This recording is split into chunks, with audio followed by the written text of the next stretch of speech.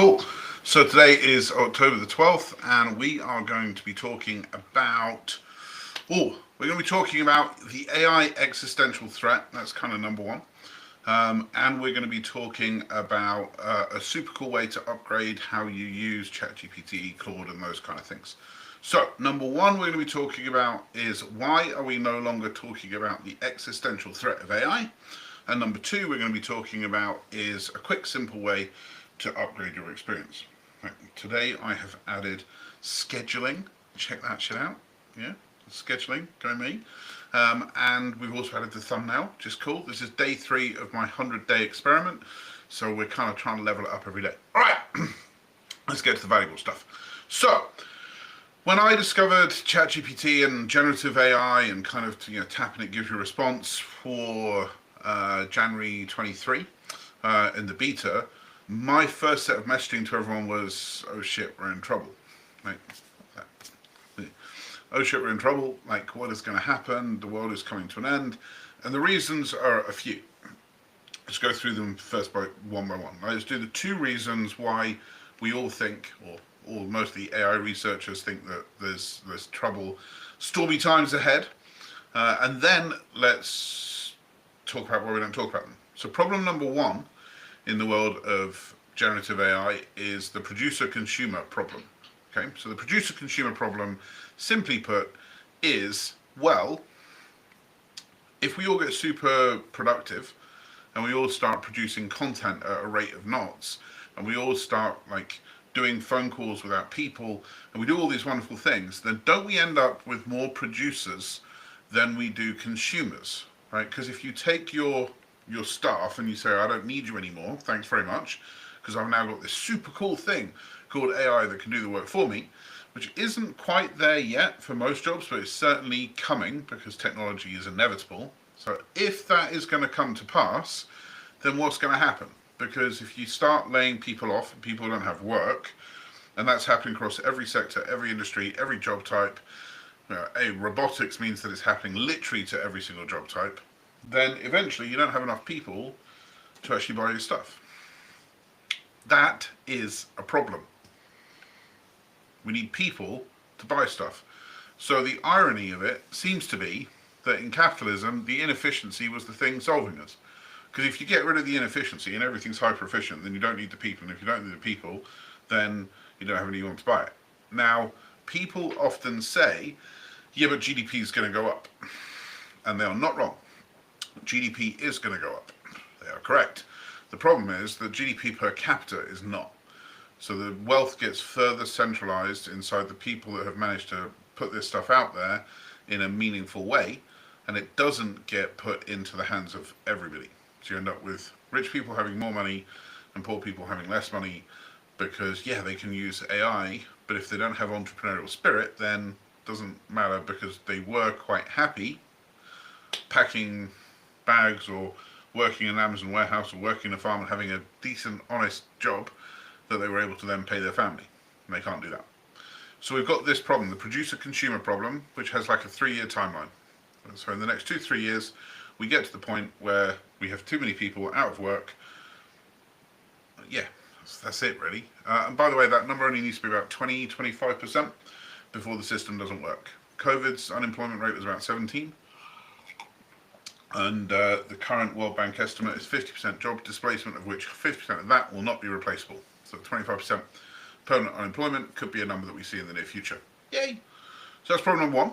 Problem number 2, once you solve that problem, you've then got the fact that you are releasing AI with ever-increasing capability and ever-increasing aptitude in an unregulated environment, and you don't know what it's going to do. So if AI becomes sentient, which isn't if, and if they achieve AGI, artificial general intelligence, then what's going to happen? What's going to happen when you have something that's smarter than us, that doesn't need us on the planet? What's going to happen if you have something smarter than us that doesn't need us and doesn't need all this biology and this food and this water and this drink? What's going to happen? Now that isn't to say something is definitely going to happen. It's to say that we don't know what's going to happen. And the problem is it's kind of binary. Like once you do it, you can't undo it.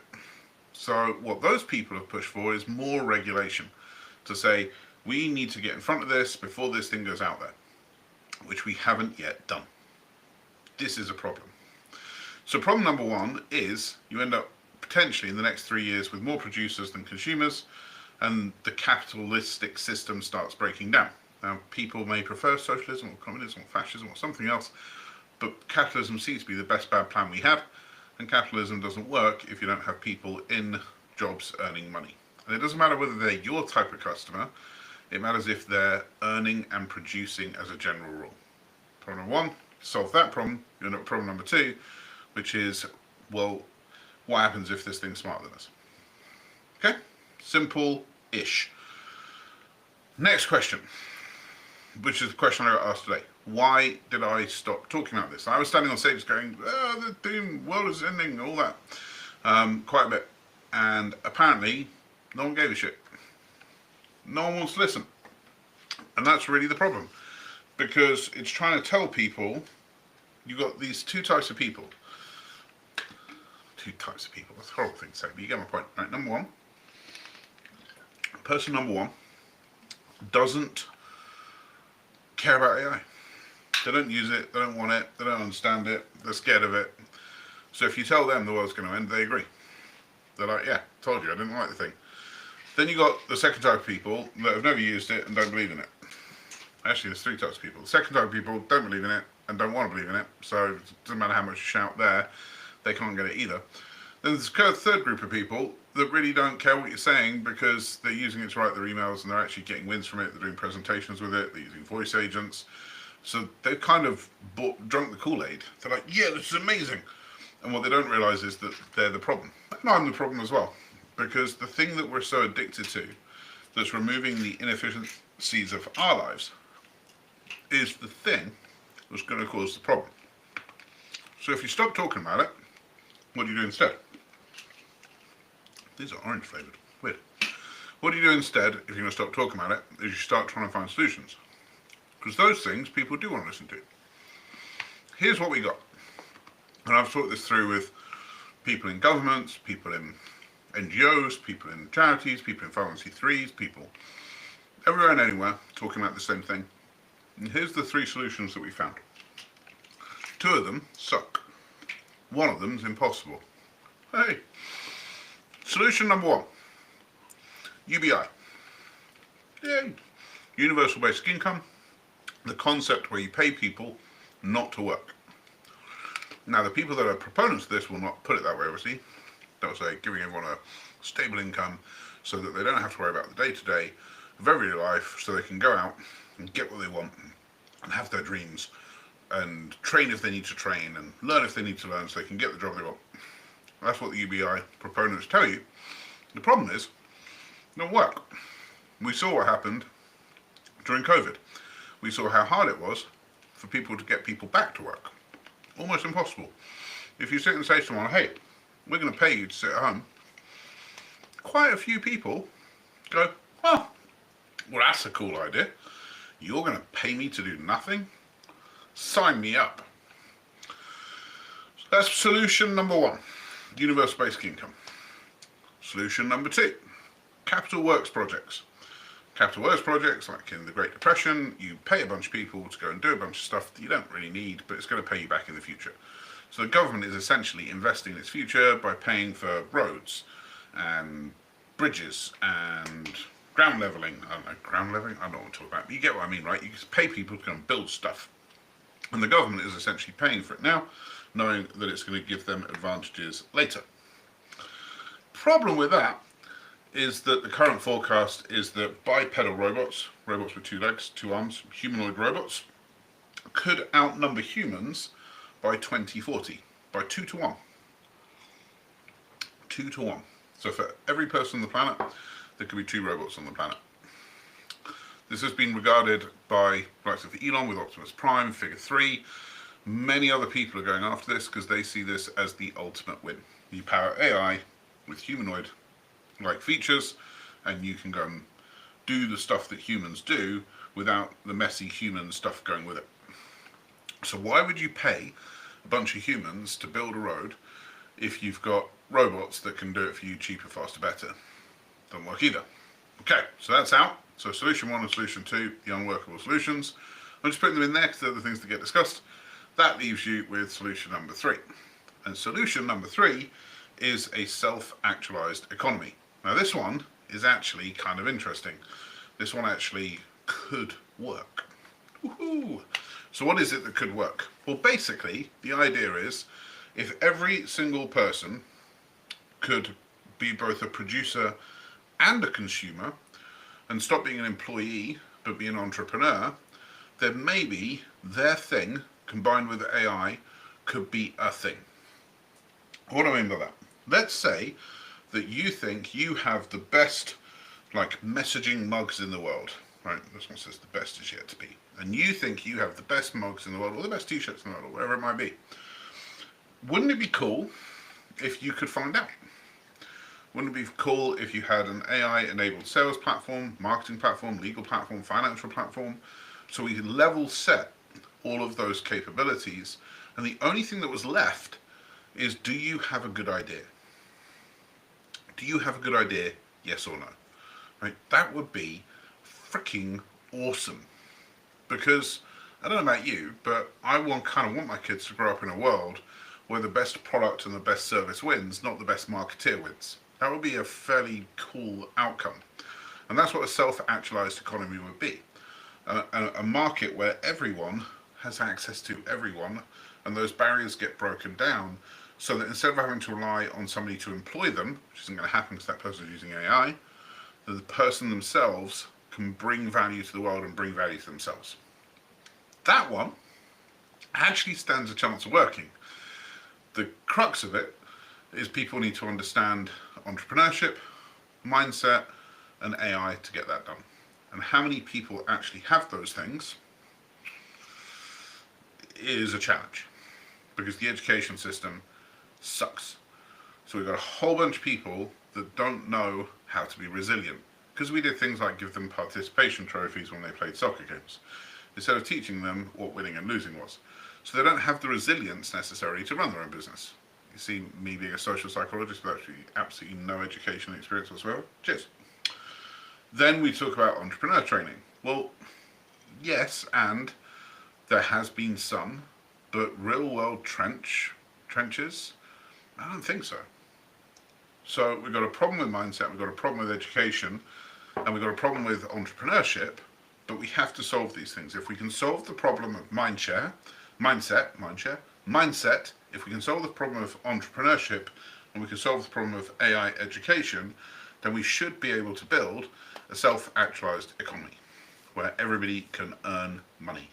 Anyone can have a great idea and they can bring their great idea to life. That's the plan. So the reason we've stopped talking about existential threat AI is going to hell in a handbasket isn't because it's not true, it still is. It's just because shouting about the fear doesn't really help. Sitting there, once your eyes are open to it, once you can see it, sitting and telling everybody the world is coming to an end doesn't necessarily really help you very much, because nobody really wants to listen. So instead, hopefully, smart people, smarter than me, and hopefully me, can start thinking of some ideas and start bringing some thoughts and to the audience and some ideas and some answers, instead of just relying on fear. So that's that.